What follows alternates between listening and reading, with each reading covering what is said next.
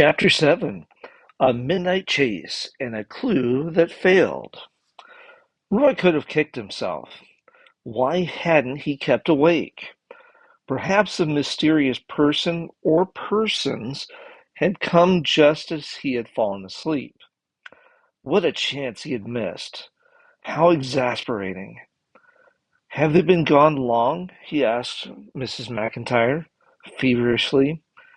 I can't tell, replied the old lady, but it can't be much over 5 or 10 minutes at the most.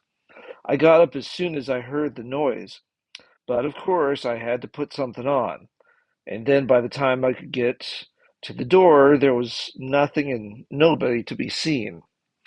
I'll follow them, said Roy with determination, running down the garden path. But when he had reached the road, there loomed up before him the great big question, which way? It was a very dark night, somewhat misty, and of course Roy hadn't the least idea which way to turn. He stood a moment and pondered. There were four routes he might follow. He could run straight ahead down the main road into the village. He could go up the rough path to the mountains. He could turn down a side track on his right to the peats, or he could cut across the fields to his left in the direction of the cave. Which way should he take? Suddenly he felt the lonesomeness of it all. How eerie it was there in the darkness and silence of 1 a.m., 30 miles at least from the nearest policeman. For a moment he thought he would go back to his uncle's home and bed. But no, the chance was too good to miss. He would go on. He would find his quarry if it meant staying up all night and walking all the way to the cave. The cave? Yes, instinctively he chose the route to the left, and plucking up his courage, started at a sharp trot across the fields. Aided by his flashlight, he jumped ditches, climbed granite boulder walls, which take the place of hedges in northern Scotland, and gradually neared his first objective, the spot where he picked up the piece of rusty clock spring. He'd gone about half a mile when, chancing to shine his flashlight ahead of him, he saw a hazy figure a considerable distance in front, trotting along about as fast as himself. Thrilled by the sight, Roy redoubled his energy and ran as fast as his legs would carry him. The next time he flashed on the light for a moment, he felt sure he was nearer his prey. He hurried on apace. He was now climbing up the hill on which he found the clock spring. The figure was much farther up, and occasionally a small boulder, loosened by his hurrying footsteps, came rolling down dangerously near Roy. But that was nothing to him. His long cherished desire was on the point of realization. Then he tripped and fell. That wasted 2 precious minutes. When he arose, the figure was beyond the range of his light. He tried his best to make up for the delay, but in vain. He ran harder than before for half a mile or so, and felt sure he must long ago have caught up with his prey. But there was nothing to see, nothing to hear. Finally he came to the hill, under which was the entrance to the cave, but there was nothing to reward him. At last, tired and disgusted, he turned and wandered slowly homeward.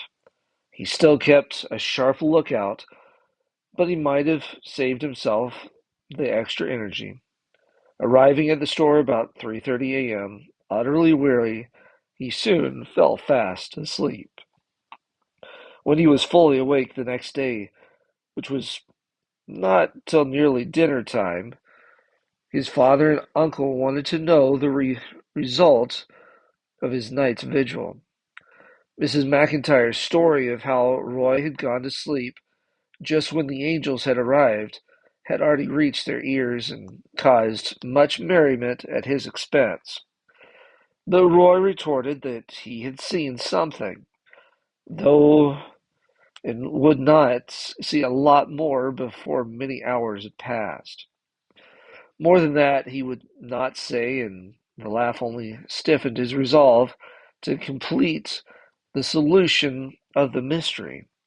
He was too tired to do any more investigating that day or even the day following, and this gave him a chance to hear the story of the next angelic deed. The strange part about this was that it was identical with the one that had happened just before his arrival at Longview Village. The poor old widow, who had once received bread, crackers, and herring by the hand of a midnight visitor, was again the recipient of a similar kindness, but this time with the addition of a quarter-pound of cocoa. Roy visited the old lady. She, of course, was overjoyed at the gift and could talk of nothing else. He made careful inquiry respecting